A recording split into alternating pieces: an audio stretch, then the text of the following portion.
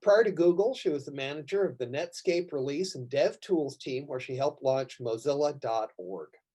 Additionally, Tara's on the technical oversight committee for the Continuous Delivery Foundation, is a member of the board for Women Who Code, and hosts the Women Who Code radio podcast.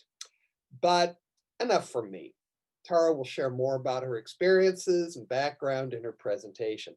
Keep in mind that we will have time at the end for Tara to answer questions, so feel free to drop your question into the chat box at that time. All right, hang on a second. Right. Oh, there you are, and you look brilliant. Wow, oh, it's always good to see you, but even better to see you right now. Well, the power came back on 9 minutes ago. I was ready to kill somebody or myself, one of the two. This has been a hellacious 36 hours. Boy, thank you so much for doing this, Tara. Yeah. Hey, not a worry. Okay, I'm dying to know where Isabel Aguirre is sitting right now. That's a pretty cool looking roof. I'm in the gym. Yeah, that's not the gym. The Villanova gym has bats and other kinds of crazy things. That's a fake gym. Yeah. All right, well, I guess we should get going. I'm going to talk a little bit about the tech industry. And I'll give a little bit of background about myself. So as I'm sure that has been expressed, I graduated from Villanova in 1989, which was so long ago, it's kind of hard to think it back that far. It's kind of crazy. I was a pretty good student at Villanova. I graduated top 10. I don't remember the exact number, but not too bad. Went off to college and proceeded to get my butt kicked. Let me just put it that way. College, as I'm sure you've heard, is a whole different ball of wax. And on top of that, my parents decided that if I did not get a math or science degree, they would not pay for me to go to college. I had planned, after a very awesome education at Villanova, to graduate or to major in English literature and double it with history, and then maybe become a professor, because that seemed like an pretty awesome thing to do. My parents thought that was a terrible idea, so I had to do a math or a science. So this is probably hard to imagine, but back then, most people did not have an email account. There was no internet the way that we understand it today. But the college that I went to, UC Santa Cruz, had what they called open access computing. So you did not have to be an engineering major or have special privileges. Anybody who was a student could get an email account on their local college system, which was an old VAX system. You had to go kind of out of your way to get access to the wider internet, which was basically a bunch of connected college campuses. And so when my parents decreed that I must do a math or science, I had gotten this email account. It wasn't even my idea. My roommate dragged me along, said, "Oh, why not? We should get email." And I'm like, "Why would you want email? What is it used for?" Well, the first thing I used email for was I realized, well, all the people that I also know who also have email accounts are computer science majors. So I said, I guess I'll be a computer science major. And I sort of defaulted into that. I didn't want to do math. Physics and chemistry seemed too hard. I thought about being a doctor for a while, but then I realized that needles in the side of blood make me pass out or throw up. So I thought, well, that's not going to work. So a computer science major I became. And to be perfectly frank, I was a pretty terrible student. It wasn't something I really loved. And there was still a lot of math. I wanted to do history and literature, so I took as many history and literature classes as I could get away with. But I did manage to eventually graduate. And then I got a job at a company that was near Santa Cruz. And I discovered that there's more to being in the tech industry than being a software developer. That was sort of the first big lesson that I had.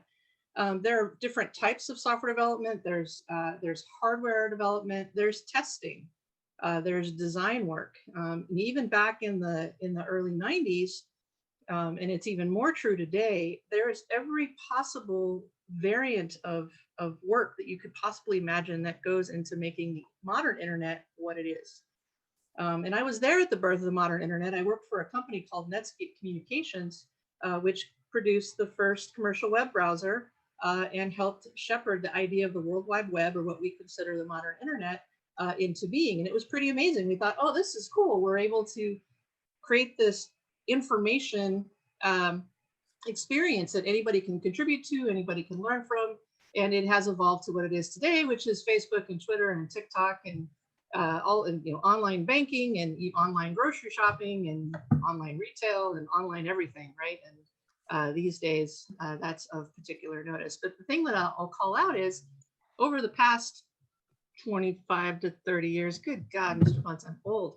Over the past 25 to 30 years, we have evolved into this idea of existence that is based on this global network. Everything that you could do other than eat and drink, you can probably do on the internet in some way. And the internet even helps you with that these days. And so as far as having a good career, you could be like me, which is a kind of terrible computer science student who immediately got into management. So I'm a great engineering manager, but I'm a terrible software developer. You could be someone who's good at breaking things, and you could become a tester or a resiliency engineer. You could be good at art and become a designer of a variety of forms. You could be a writer and generate a lot of content and get into marketing or that type of thing. So the cool thing about high-tech industry is no matter who you are, there's probably a job that can be done. There's a really fun company. I know a bunch of people who work at it now in Santa Barbara, of all places. Who knew Santa Barbara had high tech? Well, Santa Barbara does have high tech. There's a company called Appfolio, and they do high tech real estate. Again, didn't know that was a thing, but now these days that's a thing. And the really cool thing about tech in this day and age is it's the sort of thing you can do from home. So that little job security there. Anyway, I wasn't sure how many time are we doing here? What time is it? Wanted to give people lots of opportunity to kind of ask questions and make this a little bit more of an interactive experience now that I've kind of given you the initial overview. So Tara, we have about 20 minutes left. Perfect. We've asked students to put their questions into the chat. Excellent. I see a Banana Slugs fan. Fabulous, whoever that was. Do you think it might be helpful to tell a little bit about exactly what you do now? Okay, so, well, actually, let me lead up to a little bit. So after I left Netscape, because Netscape kind of fell apart, I worked for a couple of startups. I ended up getting a job at Pixar Studios, of all places. The engineering work that I have done is called infrastructure engineering or release engineering. It's a specialty of a mixture of technology and people. How do people come together as a group and create the system that moves the software from the developer writing the code to the user using the code? So that was when I was actually doing technical work. That's the sort of work that I did. When I got to Pixar, Pixar was at the time was just releasing Finding Nemo, which I'm pretty sure came out before most of you were born. That's a weird thought. And they were making a movie once every 4 to 5 years. And a lot of the software that they were using to create the movie was all written in-house. There was no commercial software development that would allow you to make 3D animation. So my job was to help the software team at Pixar be able to develop software more quickly so that they go to 1 movie a year or 2 movies every year and a half, or every 3 years or so. There's a whole bunch of art to the idea of like branching models and other types of things. But that was a really fun experience. And I discovered there that sort of passion of the system as a whole. And when I left Pixar, I started working at other companies who wanted to get better about the systems that they were using for software development. I eventually ended up at Google, where I work now in Google Cloud specifically. And my job at Google Cloud is to try and help Google Cloud customers understand the system of all of the various cloud technologies and how you would use them in order to have your business online. So anywhere from how you manage accounts, how you do payments, how you produce the web services, how you manage the data, the databases for data storage, how you have a worldwide presence. If you're not just a local company, how do you do things that span the globe? There's a lot of different things to think about when it comes to running a business online. And there's another good example. There's a whole section of people at Google who have PhDs in math, and they spend their days doing calculus. Who knew? because they're calculating how to organize the data centers to maximize the speed at which the communication models go through. So like, again, there's no matter what kind of things you love to do, there's probably a job for you to do in tech. All right. That's From great. We Emily. do have some nice questions there for Yep. you. Just look in there. What made you want to create a Women Who Code podcast? Okay. So I guess about 5-6 years ago, a friend of a friend, a buddy of mine, he said, hey, I met this woman named Elena. She's really cool. She's trying to do this nonprofit organization to help more women be in high-tech industry. When I first got into high-tech industry, about 30% of the employees of high-tech were women, 36% actually. During the early 2000s, it dropped to about 15%. That's 15% of high-tech employees were women. That's a terrible number. And so there were a bunch of organizations that started to arise out of that. And then for people of color, it was even worse. Maybe 6% were either African-American or Latin backgrounds, 6% total out of the entire workforce. And then if you add Latin or Black and female, that's like 1%. I mean, the numbers are just abysmal. So she had founded this organization called Women Who Code. I wanted to help. One of the things that they don't really tell you when you join a nonprofit is the biggest thing that you can do as a contributor is help raise money. That's just one of those things. That's why your families get things from the ASPCA or Doctors Without Borders. It's all about fundraising. I am a terrible fundraiser. So I tried to think of something else I could do instead. And so I decided, what cool thing could I do? I could help other people tell their stories about their path into high-tech industry. So we started the podcast as a way for the everyday woman to talk about her path into high-tech to help other women feel like she also has a chance of getting into it. So that's how I started the podcast. Let's see. What do you think of the possible mishandling of morals in today's internet? Oh, how much time do we have? Let's see.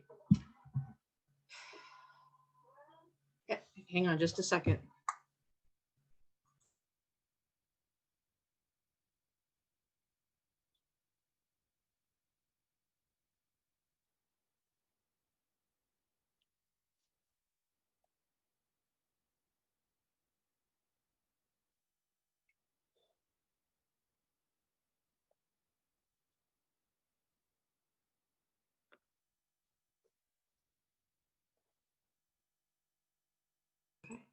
Sorry about that. We're still dealing with the remnants of the power outage. Morals in the modern internet. All right, number one, I think there was an element of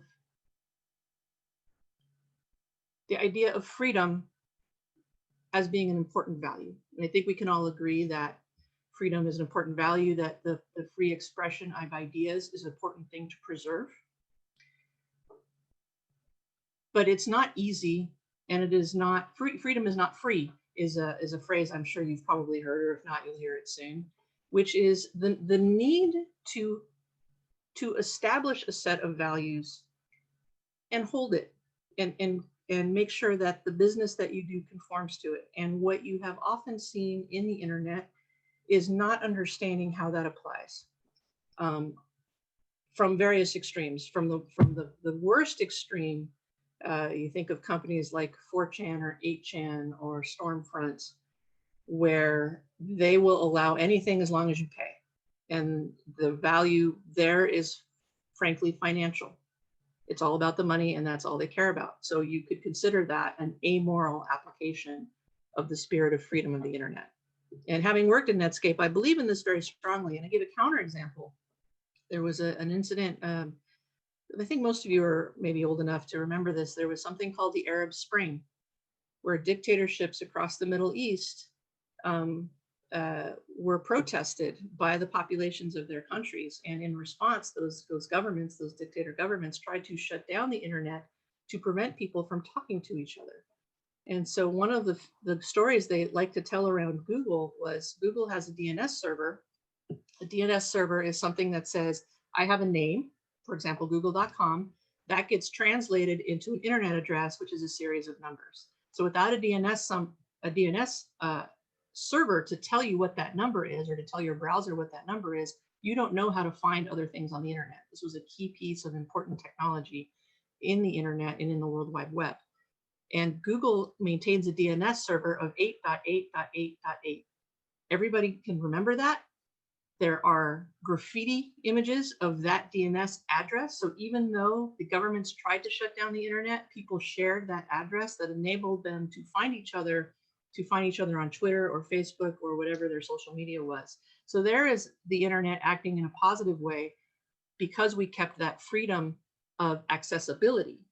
Now, you start thinking about things like net neutrality, which is something that has come up recently, where the internet, the internet companies that host the actual cable and wires that make the internet work said, well, we should be able to control what goes across our wires, right? And therefore restricting the availability of the content. You'd have to pay for it, or we get to decide what you can and cannot see, which is another form of financial control.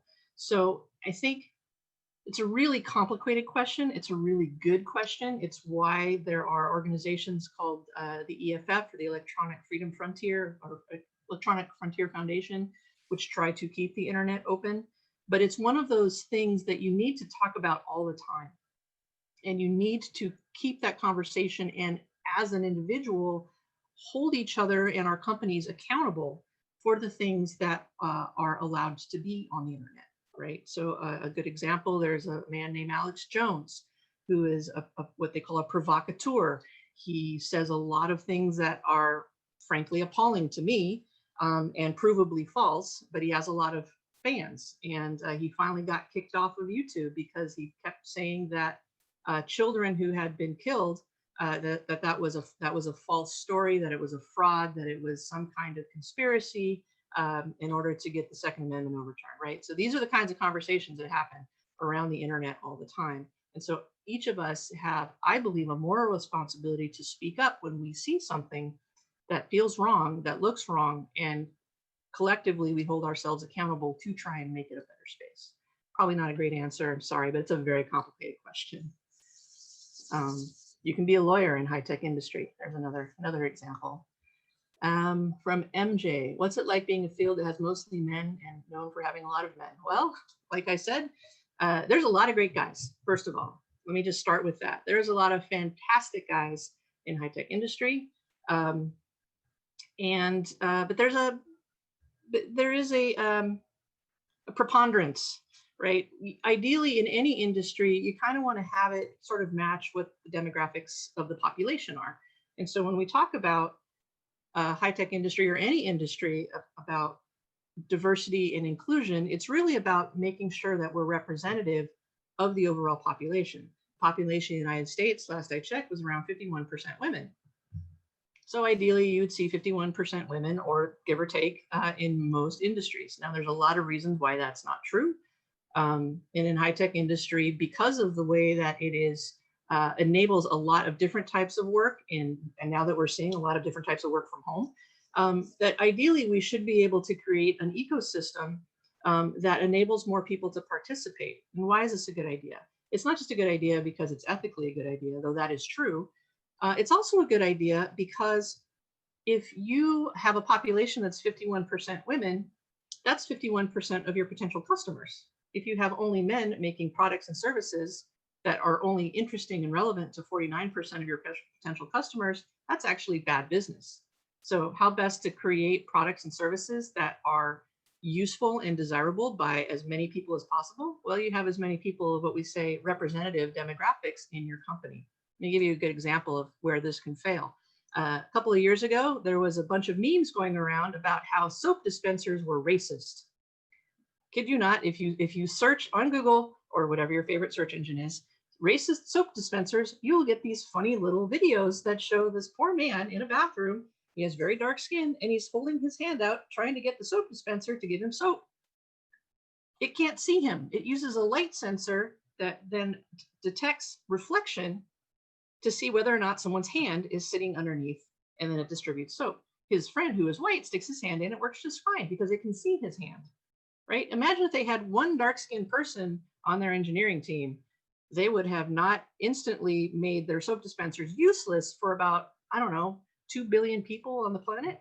There's a lot of people who have dark skin, right? This is an example of why diversity and inclusion in your employee base is a very useful thing to have practically. Another good example is virtual reality, you know, like an Oculus or an HTC Vive. Did you know that 78% of women get motion sickness on the current hardware for virtual reality? So if you think about 78% of 51% of the population, that's a lot of money you're not making, right? So we really think about diversity inclusion because we're all a group and we're not all the same. So we should try and make products and services that work for as many people as possible. Okay. Let's see. What aspect of STEM do you think is the most undeveloped or needs more exploration? Oh, gosh. Okay, I'll try and do this one kind of quickly because there's other really good questions. So I believe that coding, like basic coding skills, is something that should start in elementary school. I think at this point it's as good as reading and writing and arithmetic. You know, basic data structures and writing little programs, I think this is the world that we're in. And I think the sooner we start, the better. And somehow I think that might also maybe erase the stigma in some cases, or the sort of the barrier of entry that people might have in their mind. Like, I'm not smart enough to be a science major. I'm not smart enough to do STEM curriculum. Like, I personally was not smart enough. It wasn't that I wasn't smart. I was plenty smart. I didn't have the inclination to do STEM. I did it because my parents said I had to. And I managed to kind of muddle my way through. But there was also kind of that stigma I had in my head that I'm not good enough at this. I'm not smart enough to do this. But actually, anybody can do this. I probably will never be as smart as I am, or as smart as any of you are. There's very few of us who are smart to be like Donald Knuth, who's one of the founders of computer science and has written many books, right? But you don't have to be that person in order to have a STEM-based major or a STEM-based career. It's really like removing the sort of the mental blocks that we have about it, that it's only the super smart nerds who can do it. Anybody can do it. If I did it, anybody can do it. How has my Catholic education affected my career path? Oh, all right. Well, God, hit me where it's personal. Villanova, honestly, probably saved my life. It was the safest space I could be when I was in high school. And these days, I would probably consider myself an agnostic, to be perfectly frank. But the teachings and the morals and the values that I learned at Villanova have carried me through my entire adulthood. My religion teacher for 3 out of 4 years was this cranky, grumpy, wonderful, beautiful man named Paul Quanti, Father Paul. And he would go around saying things like, don't be sponges just waiting for information to soak in your head. Be crabs and go and like rip that information and that knowledge and consume it. And it was goofy and we laughed at him. But that actually really was something that I took to heart. And I ended up, despite not being what you would consider a traditional believer of the faith, I graduated with our class's achievement religious studies because I would argue with him and I would challenge him and I would want to know what is right, what is ethical, what is moral.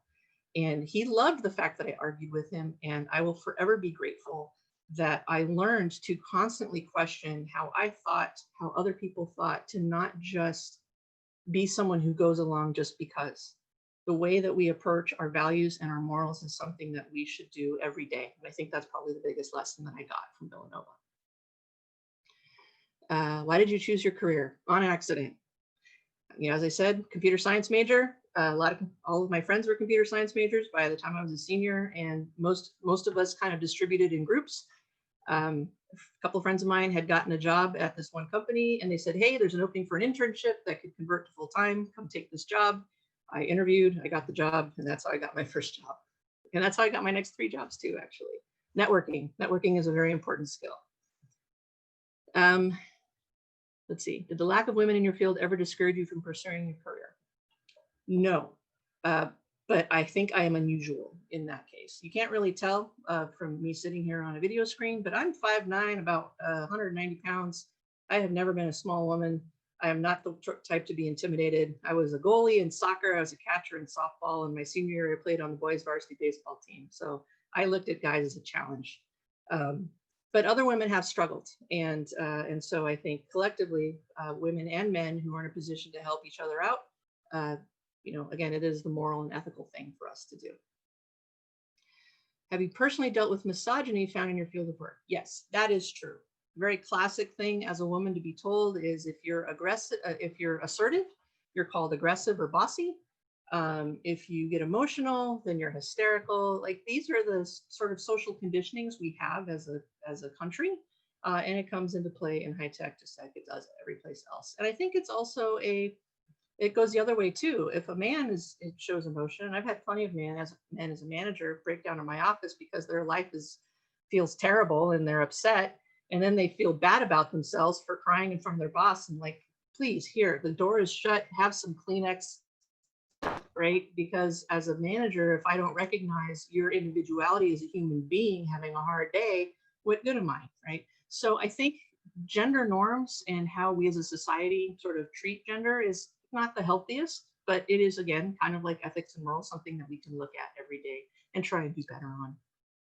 Hey, Tara, I think we have time for one more. And then I Sure. think what we'll do is collect those questions, pass them on to you, and we can have you answer them and send them back out to the students, the ones that we didn't get to, if that works for you.